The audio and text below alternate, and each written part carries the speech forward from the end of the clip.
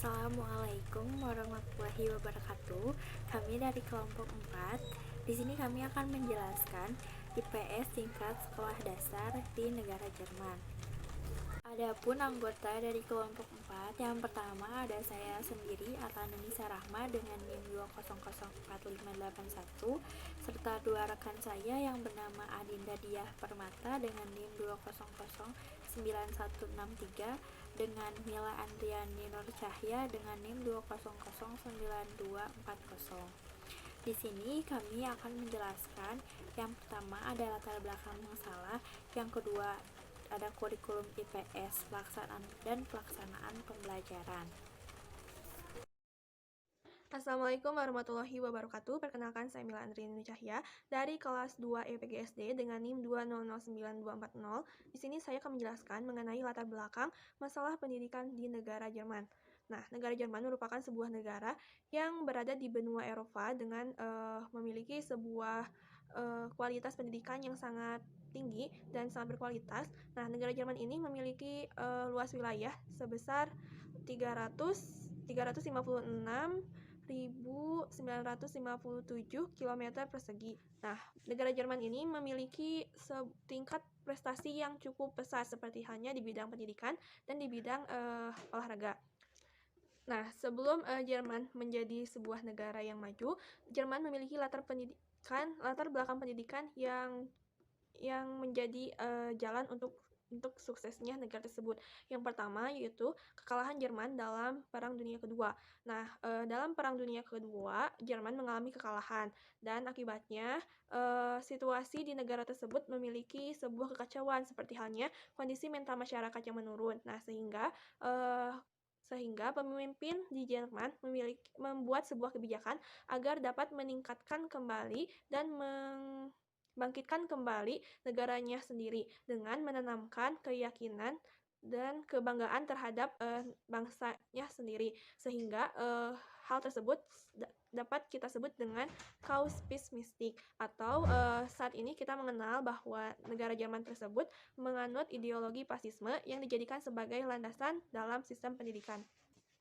Nah, kemudian menurut ISRI pada tahun 2019, sistem pendidikan di Jerman itu mengarahkan terhadap kualitas diri. Jadi, pendidikan di Jerman itu menanamkan atau lebih mengarahkan terhadap peningkatkan keterampilan di masyarakat di negara tersebut. Hal itu bertujuan agar ketika masyarakat mengenyam pendidikan, maka mereka akan mendapat keterampilan.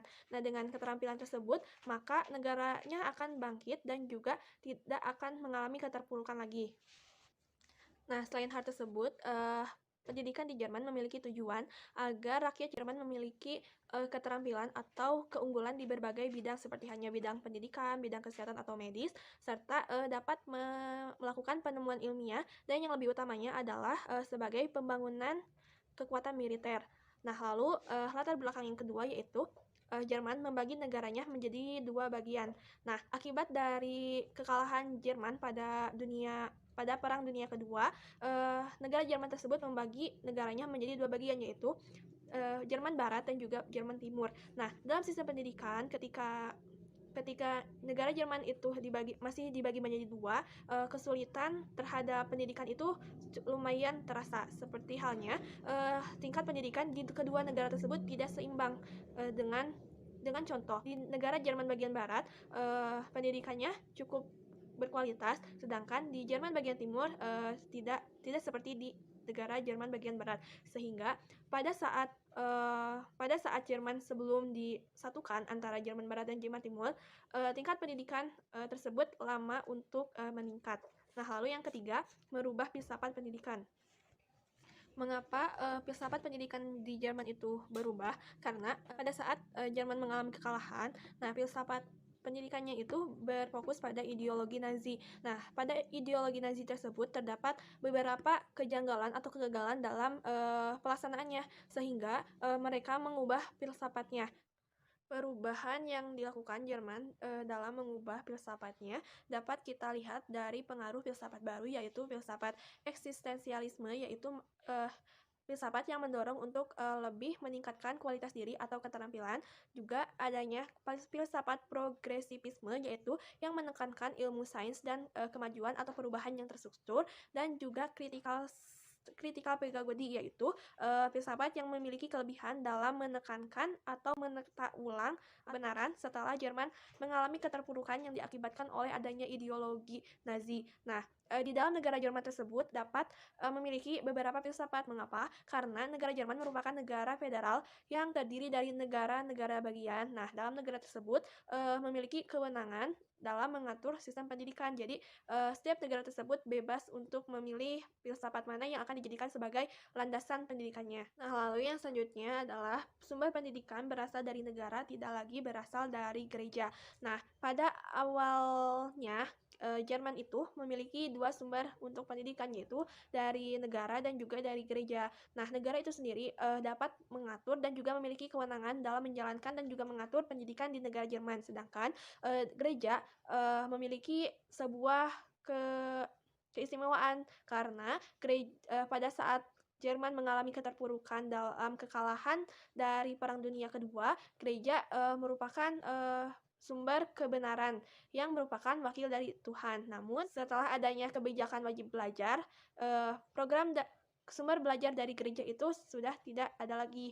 Nah, menurut Syah Nur pada tahun 2001 menjelaskan bahwa pada abad ke-17 pemerintah Jerman mewajibkan masyarakat untuk mengenyam ilmu pendidikan, dan juga pendidikan di Jerman itu sedikit demi sedikit beralih menjadi kewajiban negara. Nah, sehingga setelah adanya hal tersebut, pengaruh gereja dalam pendidikan itu mulai berkurang, dan juga sistem pendidikan merupakan tuntutan dari kekuatan politik, guru, orang tua, masyarakat, serta siswa atau mahasiswanya sebagai objek dari pendidikan yang akan membawa perubahan terhadap negara Jerman. Untuk sistem pendidikan di Jerman tidak jauh berbeda dengan sistem pendidikan di Indonesia. Nah, sebelum memasuki perguruan tinggi di Jerman itu melalui dua tahap pendidikan, yaitu sekolah dasar atau Grundschule dan juga pendidikan lanjutan yang terdapat 3 macam, yaitu gymnasium, Hauptschule, dan Realschule. Nah, untuk Hauptschule dan Realschule itu merupakan sekolah yang siswanya jika ingin langsung bekerja, maka mereka dapat memilih Hauptschule atau Realschule. Sedangkan gymnasium merupakan sekolah yang dapat melanjutkan ke perguruan tinggi. Sehingga dalam program wajib belajar di Jerman itu sebelum memasuki perguruan tinggi adalah 13 tahun. Nah, selanjutnya adalah kebijakan pemerintah Jerman terhadap sistem pendidikan. Sebelumnya, setelah terdapat perubahan filsafat, membuat pemerintah Jerman mengeluarkan kebijakan yang merupakan ciri khas dari sistem pendidikan di Jerman. Yang pertama yaitu pemerintah Jerman menjadikan pendidikan sebagai modal utama.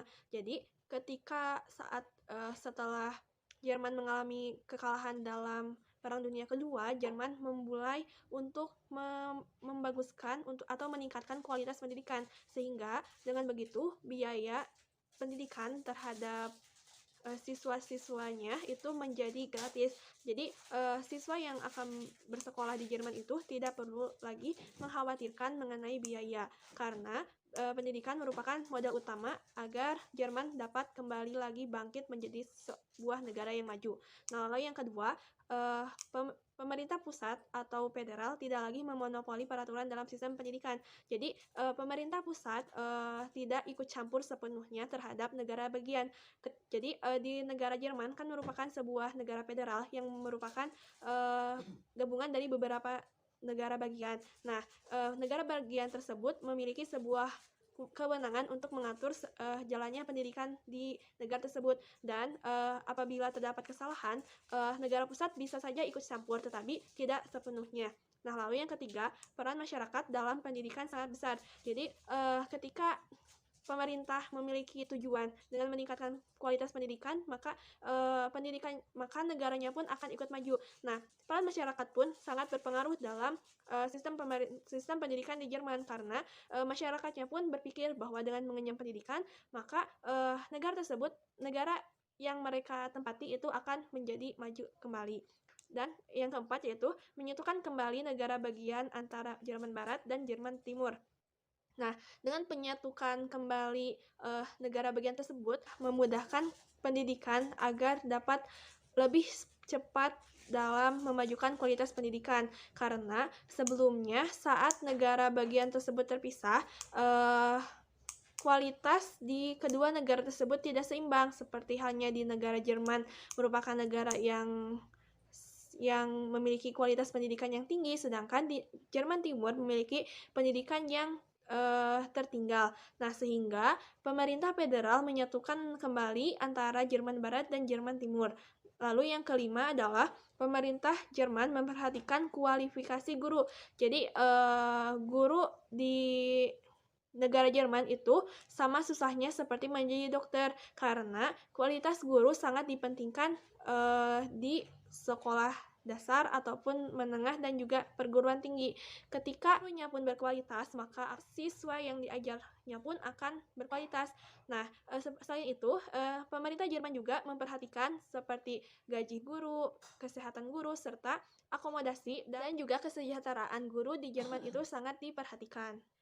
Nah, lalu latar belakang masuknya ilmu pengetahuan sosial atau social studies ke negara Jerman pada saat negara Jerman belum bersatu atau masih menjadi negara bagian, yaitu Jerman Barat dan Jerman Timur. Ilmu pengetahuan sosial lebih masuk terlebih dahulu ke dalam Jerman Barat. Nah, tujuannya yaitu agar dapat menumbuhkan semangat dalam demokrasi. Nah, sehingga dengan adanya hal tersebut, maka akan memunculkan partai-partai politik. Tetapi setelah negara Jerman mengalami penyatuan, yaitu antara negara Jerman Barat dan juga negara Jerman Timur, ilmu pengetahuan sosial atau social studies itu memiliki tujuan yang pertama, yaitu untuk mengatasi persoalan nasionalisme atau untuk dapat meningkatkan nasionalisme dan juga untuk mengatasi persoalan mengenai tantangan global. Jadi ketika masyarakat di Jerman mempelajari ilmu pengetahuan sosial atau social studies, maka tantangan global akan dapat terpecahkan, akan dapat terselesaikan dengan baik. Terima kasih, mohon maaf apabila terdapat kesalahan. Materi selanjutnya akan dilanjutkan oleh rekan saya. Assalamualaikum warahmatullahi wabarakatuh. Perkenalkan, saya Adinda Diah Permata dengan NIM 2009163. Di sini, saya akan menjelaskan mengenai kurikulum pembelajaran IPS tingkat sekolah dasar di Jerman. Nah, kurikulum Jerman ini memiliki 3 instrumen. Yang pertama, kurikulum di Jerman terdapat tabel yang berisi jumlah jam belajar per minggunya. Yang kedua, kurikulum Jerman berisi mata pelajaran yang disesuaikan dengan tingkatan kelas dan jenis sekolah. Dan yang ketiga, kurikulum Jerman terdapat pedoman kurikulum dan pemberian wewenang penulisan dan pengadaan buku teks. Oleh karena itu, buku yang dipakai di Jerman harus memiliki izin dari Kementerian Pendidikan negara bagian. Selanjutnya, mengenai garis besar kurikulum di Jerman. Kurikulum Jerman ini memiliki 4 poin yang menjadi ciri khas. Yang pertama adalah bahwa tujuan umum kurikulum dirumuskan oleh peraturan sekolah, sedangkan tujuan khusus dari kurikulum dirumuskan oleh Kementerian Pendidikan negara bagian. Yang kedua, silabus, rekomendasi metode mengajar, dan model rencana pelajaran dirumuskan oleh Kementerian Negara. Akan tetapi, walaupun metode mengajar telah direkomendasikan, namun guru tetap bebas memilih metode mengajar yang tepat. Yang ketiga, penggunaan buku yang telah disetujui oleh kementerian, seperti yang telah dijelaskan di slide sebelumnya. Dan yang keempat adalah student center, berbeda dengan di Indonesia yang masih teacher center. Selanjutnya yaitu cakupan materi IPS di sekolah dasar negara bagian Rhine-Westphalia Utara. Untuk kelas 1 dan 2, topik yang dibahas diantaranya adalah yang pertama, hidup bersama di sekolah kita. Topik ini membahas mengenai profesi, aturan kelas, permainan sebelum istirahat, pengaturan tempat duduk, dan yang lainnya. Topik yang kedua yaitu kalender, yang membahas mengenai tahun, bulan, pembagian waktu, pengulangan musim, dan kalender ultah, serta yang lainnya. Topik yang ketiga adalah karnaval, yang pembahasannya berisikan mengumpulkan informasi tentang karnaval, mengenal dan memahami trik sulap, serta merencanakan dan melaksanakan karnaval atau yang lainnya. Topik yang keempat adalah jam, yang bertujuan agar siswa dapat mengenal jam dan waktu. Topik yang kelima adalah perilaku di sekolah untuk pencegahan kekerasan, yang membahas mengenali budaya konflik, belajar berdebat dengan adil. Dan topik yang keenam adalah persahabatan, dan pembelajarannya yaitu dengan memikirkan topik persahabatan dan bagaimana menjadi teman yang baik. Untuk kelas 3 dan 4, topik-topik yang dibahas diantaranya sebagai berikut. Yang pertama, hidup bersama di sekolah kita, yang membahas mengenai aturan kelas dan yang lainnya. Topik yang kedua adalah aku dan lainnya, yang membahas mengenai mengenal budaya asing agar siswa dapat menerima teman dari bangsa yang berbeda. Topik yang ketiga adalah pengantar memahami peta, untuk mendeskripsikan dan menggambar tempat, menggambar halaman kelas atau sekolah dari atas, membaca wilayah, menemukan dan mengenal peta, serta belajar menghitung skala. Topik selanjutnya adalah mengenal negara bagian Rhine-Westphalia Utara, yang membahas mengenai kota penting, gunung, dan sejarah negara. Topik selanjutnya adalah sekolah dulu dan sekarang, yang membahas mengenai perbedaan sekolah dulu dan sekarang. Sekian dari saya. Wassalamualaikum warahmatullahi wabarakatuh. Saya akan menjelaskan di negara Jerman itu IPS-nya menganut sistem 3 sosial Kunde disebutnya. Yang pertama ada normatif ontological theory. Jadi teori ini mengacu kepada norma dan hukum yang berlaku di Jerman. Jadi anak-anak sekolah dasar itu dibelajarkan norma dan hukum sejak dini. Terus yang kedua ada empirical analytical theory. Jadi ini tuh kegiatan menganalisis peristiwa yang ada di masyarakat. Serta yang ketiga ada dialectical historical theory. Ini tidak jauh beda dengan empirical, tapi ini pemahaman karakter masyarakatnya mengenai fenomena-fenomena yang ada terjadi di masyarakat. Diusahakan anak itu memahami dan mengkritisi apa fenomena tersebut. Sekian pemaparan dari kelompok kami. Atas perhatiannya, terima kasih. Wassalamualaikum warahmatullahi wabarakatuh.